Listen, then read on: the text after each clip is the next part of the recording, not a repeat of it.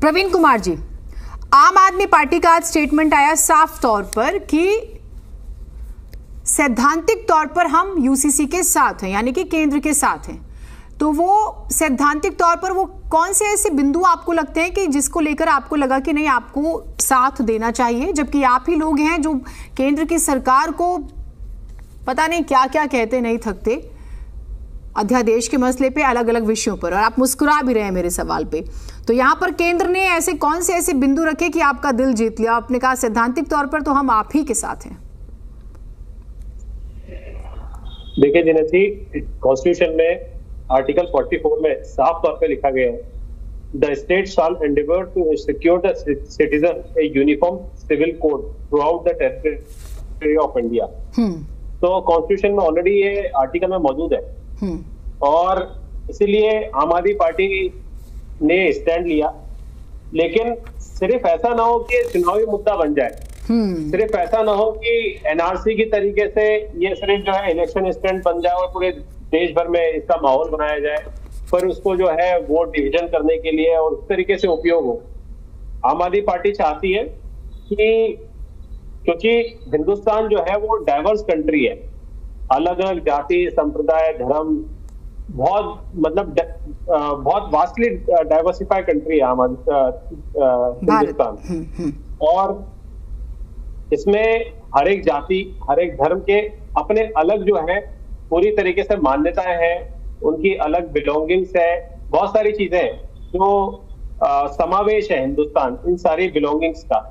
तो किसी की भी भावनाएं भी आहत ना हो, किसी की प्रथाएं आहत ना हो, और सबको साथ में लेके, सबके साथ सामंजस्य बना के इस यूनिफॉर्म सिविल कोड का प्रारूप तैयार होना चाहिए। क्योंकि एक दिन का काम नहीं है, ये अलग अलग लोगों से बात करके, आदिवासी समुदाय से बात करके, अलग अलग धर्मों के लोगों से बात करके, अलग अलग जातियों के लोगों से बात करके, उसके बाद जो है इसमें आगे की कार्रवाई जो है हो सकती है। लेकिन जो है सिर्फ चुनावी मुद्दा अगर ये बन जाएगा तो सिर्फ और सिर्फ जो है वो आई वॉश की तरह, क्योंकि बीजेपी ने कई बार जो है ऐसे बड़े बड़े कैंपेन चलाए जिन्होंने जो सिर्फ और सिर्फ जो है एक तरीके से चुनावी मुद्दे बन के रह गए, लेकिन उसमें से कंक्रीट जो है वो देश को कुछ नहीं मिला। लेकिन यूसीसी एक बहुत बड़ा गंभीर मुद्दा है, यूनिफॉर्म सिविल कोड। आप एक चीज बताइए, ठीक है, एक चीज बताइए, समाजवादी पार्टी के सांसद एसटी हसन कहते हैं हम हदीस की हिदायतें नहीं छोड़ सकते। एसपी तो आपके साथ है अध्यादेश के मामले पर, अखिलेश यादव जी के साथ मीटिंग भी हुई थी। ओवैसी साहब साथ में नहीं है, लेकिन वो कहते हैं कि प्रधानमंत्री जो है अनुच्छेद 29 को नहीं समझते, यूसीसी के नाम पर देश की विविधता को कैसे छीना जा सकता है।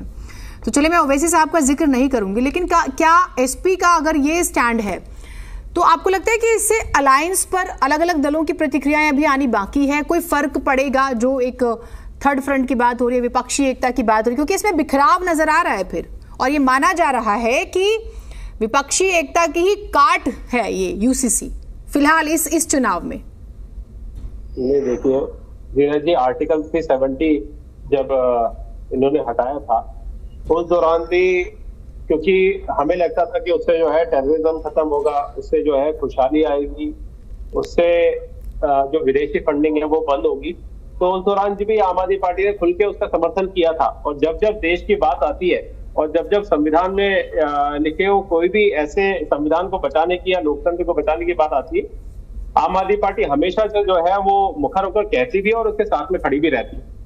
उसी तरीके से क्योंकि हिंदुस्तान भी डाइवर्सिफाई है और लोकतंत्र की खूबसूरती यही है कि यहाँ पर जो है अलग अलग विचारधारा वाले लोग जो है वो अपने अलग अलग विषय पे अलग अलग बातें रखते हैं, लेकिन फिर भी एक रहते हैं।